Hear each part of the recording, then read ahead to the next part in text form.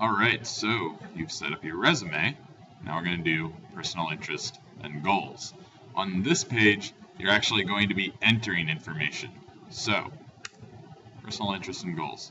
By the end, yours is going to look something like this.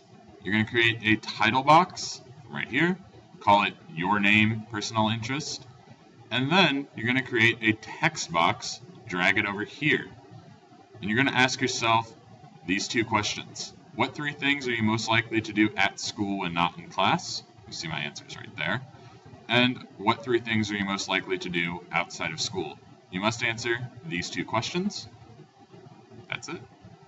So that's the personal interest. Now you have the personal goals. This is where it gets a little tougher. You're going to create a new title, drag it over here, call it your name, Johnny Mini Academy student, personal goals.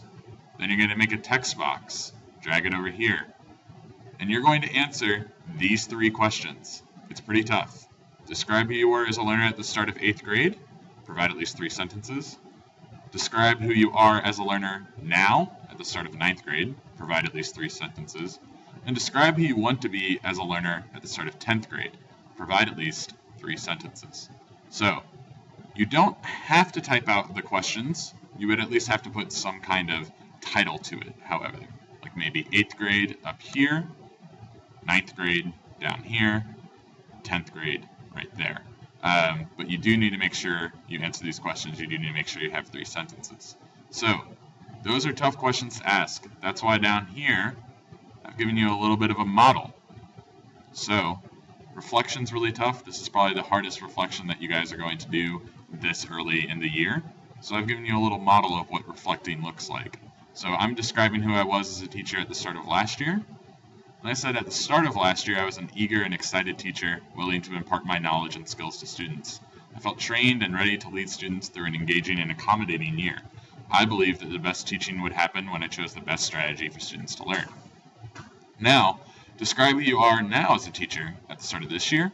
And I said at the start of this year, I'm an eager and excited teacher, so pretty similar, that plans to coach my learners individually by providing planned learning choices for each learner based on their needs.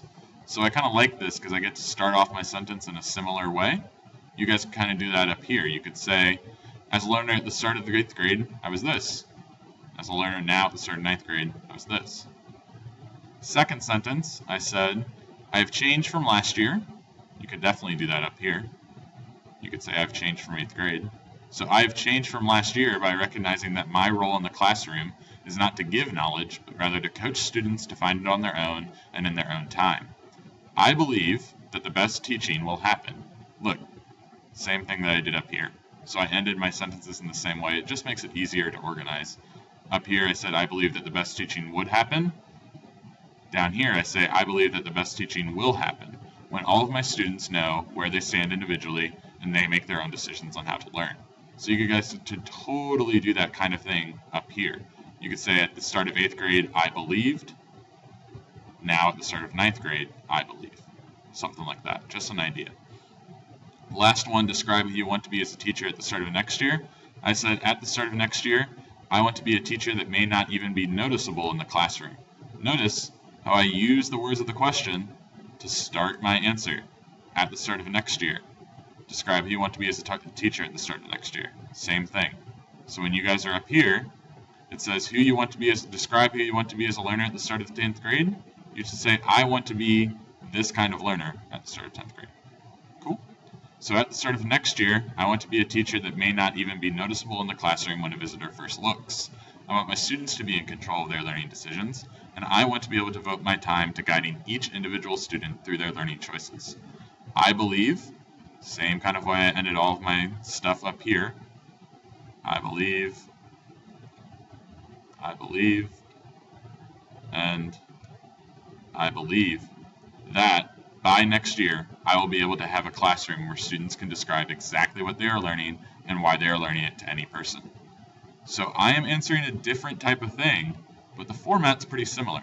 You guys can do it up here. Remember, you're in the Mini Academy Student Personal Goals. You're describing who you were as a learner at the start of 8th grade, now at the start of 9th grade, and at the start of 10th grade.